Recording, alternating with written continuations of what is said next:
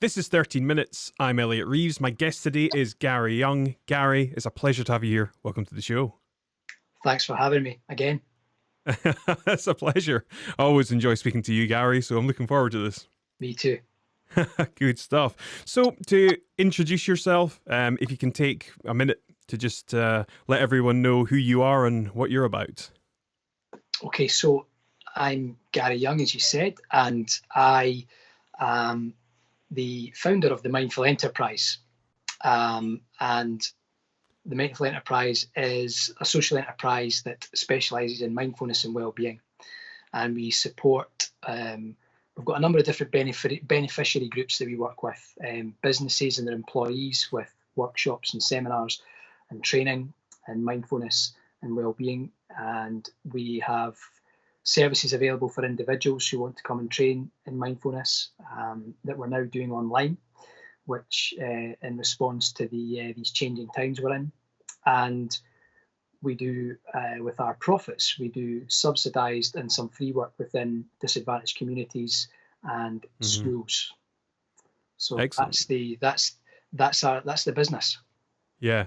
So how have you been managing yourself throughout this lockdown period? So there's been, in many respects, there's been not a huge amount that's changed. The only thing for me that has been different is that I'm not commuting as much, which is a positive. But I'm aware that everybody's circumstances will be different. So I'm perhaps more fortunate in that respect that I was doing a bit of work from home. I was doing a bit of work from another office space as well in town.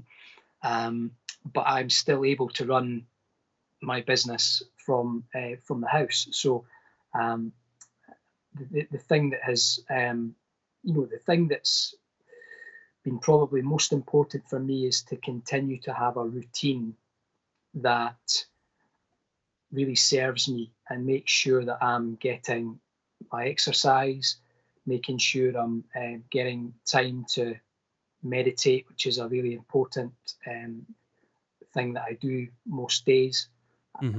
Making sure that I'm being as structured and as disciplined as possible with my routine to make sure that I stay productive and don't get, don't slip into any bad habits, if you like, because the pace has slowed down. The pace has slowed down, which has been, I've actually really enjoyed, to be honest. So you just need to, I guess, stay alert in that respect, not to kind of, take the foot off the gas too much and become unproductive. So I've just been trying to find that balance and making sure that some new things I've implemented. I'm a lot more disciplined with my planning of the day in terms of what I need to do and at what times in the day. So I'm still working through that at the moment, but it's serving me well. Yeah. What do you think is the biggest way that you've benefited from this? Things slowing down. For me, running the business that I've been growing over the last 3 years, really, since we started trading. It's probably just approaching the 3-year mark since we started trading, although the company was registered the year before. We didn't start actually trading as a business till 2017. And anybody who's created a business from scratch will know how hectic that is and how much time and effort you have to put into that. So I hadn't probably recognized or appreciated just how busy my life had been Mm-hmm. until I came into this period of lockdown, if you want to call it that, where a lot of other things that I was doing either slowed down or stopped. And it allowed space to emerge for me to just see things in terms of how my body was starting to unwind more. The nervous system was starting to unwind more with the slower pace. And a lot of things in my body have started to respond more favorably now than they were before. Um, Gut stuff in the gut and all sorts of things that can be knocked out of balance when you're constantly operating, maybe with accumulated stress in the body because you're always thinking about what's coming next and you're moving from thing to thing. So for me, the biggest thing I've noticed has been just the pace coming down a bit, and Mm-hmm. and and it's been, I'm very grateful for that actually. Mm. Something that I want to try and maintain and not go back to too crazy times. There's always going to be times when the pace picks up again, and you need to knuckle down and put in a 14-hour shift or something like that. Just but the idea is that that's not the norm. Um, and I think I'd actually got into some habits of working at different times of the day, which meant that the accumulation of hours that I was putting in was probably always fairly high. Mm-hmm. Mm-hmm. I've asked a few people this question, really around whether or not they think there is some sort of overarching reason as to why this is actually happening. You know, whether it's some sort of nature's way of telling us that we're doing things wrong, we need to reevaluate. Mm. What are your views around that? Um, Possible, could be. I do believe there's some. Yeah, I do believe there's something in that. Um, I'm also, I'm also kind of just staying alert and looking at other things that are going on just to see if if there's another reason why people wanted to do it. And probably not a subject for us to go too deeply in today. But I think to answer your question, yes, I think this is an opportunity for space to emerge for humans to get confined to their homes, to rethink the way we've been operating, the way we've been thinking and feeling, the things that have been driving us and motivating us, the choices we've been making, and how we've been contributing to um, some of I guess, the breakdown, the ecological breakdown, and other things that are going on that related to kind of the fast pace that we were doing everything at. Um, is that something that we can continue with and sustain, or is it something that we must really reevaluate and make some pretty urgent changes? Yeah, yeah. And so on that then, I mean, what do you think might be some of the lasting changes within the world? Well, I think this is a time for us to reevaluate a lot of the systems that are currently in place, and to take a radically different view of how those systems should be run. And that includes that includes every system you could think of, from education to politics Mm-hmm. to healthcare to media to judiciary to all of these, to pharmaceuticals, to the whole lot. I think it's giving us an opportunity to actually look a bit at what's going on globally and see if these systems in their current form are sustainable or not. And my feeling is that most of them, if not all of them, are not. And I think this opportunity now will give us time, hopefully, for people to understand that we have got a lot of power, more power than we are currently accessing, in order to make changes in the world. And there may be some systems there that we feel that we can't intervene in and try and change. But I don't agree with that. And I think there's time for us now to really look at what we want from our leaders in important positions, how we want them to behave, how we want them to communicate, the hope that we want them to instill in others. And we need to really read between the lines with a lot of stuff that's going on right now, and just understand if it feels right or not. Yeah. And question it, and don't accept lip service. You have to see it through and really challenge. Otherwise, there'll be people out there that just want things to return to the way they were. So I think it's we're on a bit of a kind of, we're at a crossroads, and depending on how active humanity becomes to try and effect change into all these systems, and the amount of the amount of consistency we put behind that, because quite often some people might have an idea, they kind of try to affect change, and if it feels too hard, or there's nothing really happening initially, then it can just it can be just taken over by some next bit of drama that may ensue.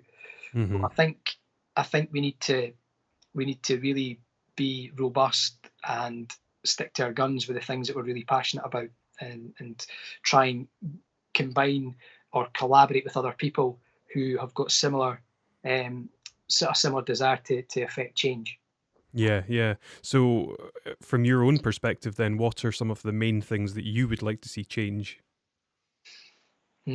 So, I think we need a revolution in human consciousness for one. Wow. Okay. And that is, for me, is one of the top priorities, because when that occurs and more people start to awaken and start to spend more time connecting with themselves, maybe a lot more spiritual practice and more emphasis on that, and really doing the work on the inside, rather than trying to focus too heavily on things that we're trying to gather and acquire. That is how human consciousness will expand, and when that expands, that will open up the door for more innovative and creative ideas that come into the picture, that are needed to take humanity forward. Because we can't go on with the same consciousness that got us here. We have to go beyond that. And some people listening to this might be getting that or understanding what I'm trying to say. Other people might not fully get it and understand. But I think, to try and simplify it, I would say that what are the things that you were doing before this happened that were valuable in terms of how you were affecting other people's lives?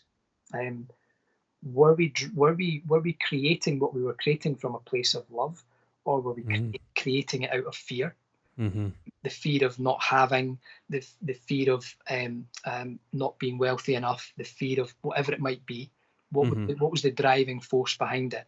So if it was coming from the highest frequency in the universe, which is love, if it was coming from that place, then keep doing what you were doing and keep developing it.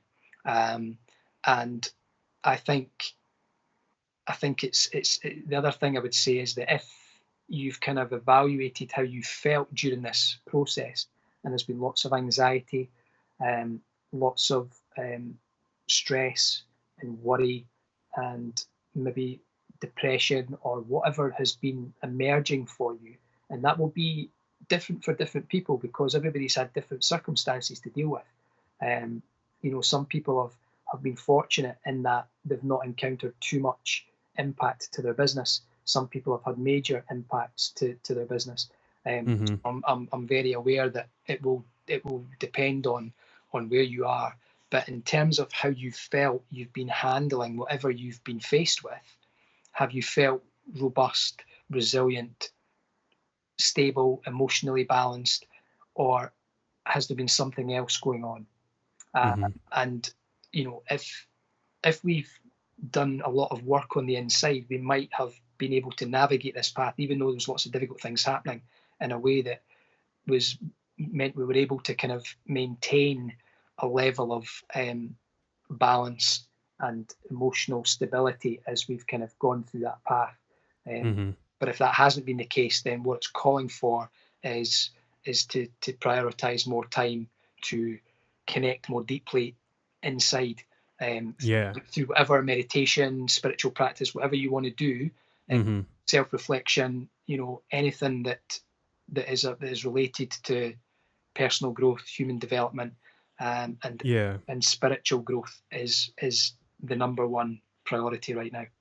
Perfect. So we're just about to hit the 16-minute mark. It doesn't give us much scope for full answers, so I will need to kind of look at wrapping it up. But just in one or two sentences, what advice or insight would you give to anyone that was struggling just now?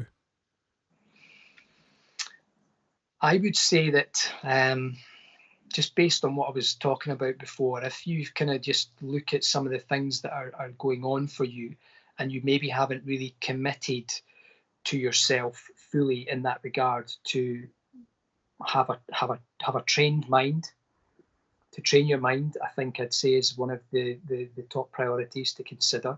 And that can be done through mindfulness and other ways, is to try and explore what you feel is it might be right for you. So dedicate time to that, because if you can get yourself in a good place Mm-hmm. on the inside, Mm-hmm. everything that you desire on the outside will come. So prioritize that first, I like it. and get that right before trying to look out to stuff that might be in the external world. Brilliant. Where can people find you, Gary? They can find me at, the Mindful Enterprise has got a Facebook page. Mm-hmm. The We've got our website, www.themindfulenterprise.org, and people can reach me on email at gary@themindfulenterprise.org. Awesome. Well, my friend, thank you so much for your time. It's been a great conversation. I've thoroughly enjoyed it. Please look after yourself, and we'll speak again soon. Thanks, Elliot. Take care. Cheers, Gary. Cheers.